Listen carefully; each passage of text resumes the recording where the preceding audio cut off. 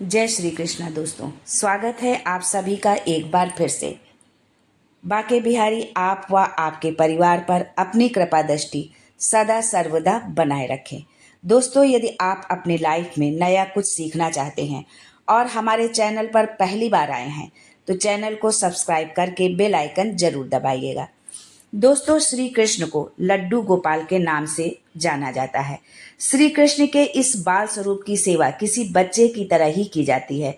लड्डू गोपाल की प्रतिमा के एक हाथ में लड्डू है और उनका ये बाल स्वरूप बहुत ही सुंदर और अद्भुत लगता है। श्री कृष्ण के इस मनमोहक स्वरूप के पीछे एक सच्ची कहानी है। आइए जानते हैं श्री कृष्ण का नाम लड्डू गोपाल कैसे पड़ा।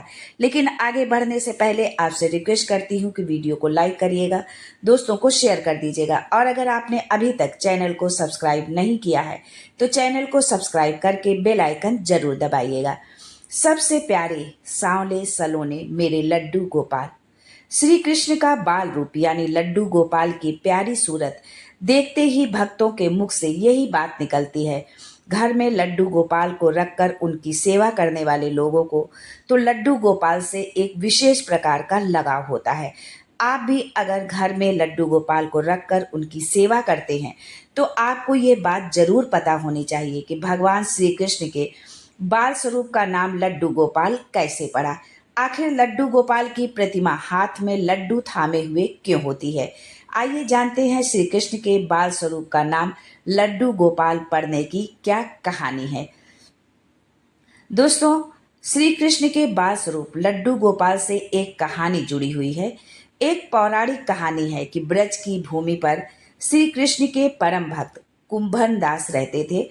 कुंभन दास हमेशा ही ठाकुर जी की भक्ति में लीन रहते थे। कुंभन दास का एक बेटा था रघुनंदन। रघुनंदन बहुत ही सरल और भोला था। एक दिन कुंभन दास को एक नगर में प्रभु श्री कृष्ण का कीर्तन करने का बुलावा आया।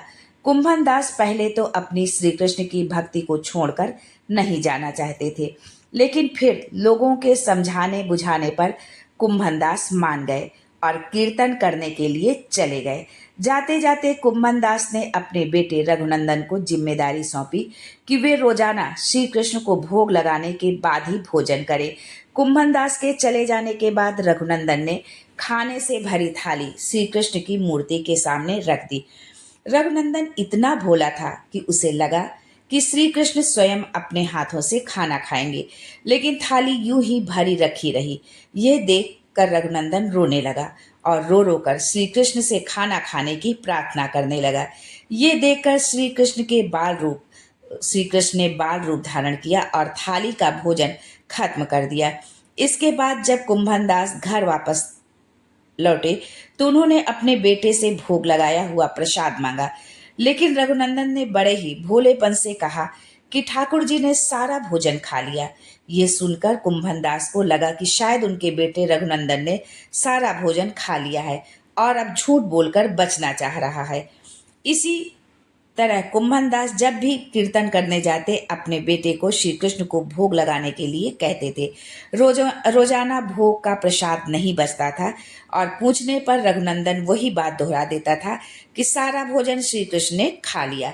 इसके बाद एक दिन कुंभन दास ने लड्डू बनाकर भोग को थाली में रखे और बेटे रघुनंदन को भोग लगाने को कहा। कुंभन दास छुप कर देखने लगे कि आखिर सच क्या है। उस दिन भी यही हुआ। रघुनंदन ने श्री कृष्ण को खाना खाने के लिए आमंत्रित किया। श्री कृष्ण ने बाल रूप बनाया और लड्डू खाने लगे। जब कुंभन दास ने स्वयं श्री कृष्ण को बाल रूप में देखा तो वे दर्शन के लिए दौड़े चले आए। उस समय कृष्ण के एक हाथ में लड्डू और दूसरे हाथ वाला लड्डू मुख में जाने को ही था कि वे एकदम जड़ हो गए। इस घटना के बाद से ही उनकी इसी रूप में पूजा की जाती है और श्री कृष्ण के इस बाल स्वरूप को लड्डू गोपाल कहा जाने लगा। दोस्तों, यदि ये जानकारी आपको अच्छी लगी हो तो वीडियो को लाइक शेयर सब्सक्राइब करना बिल्कुल भी ना भूलें।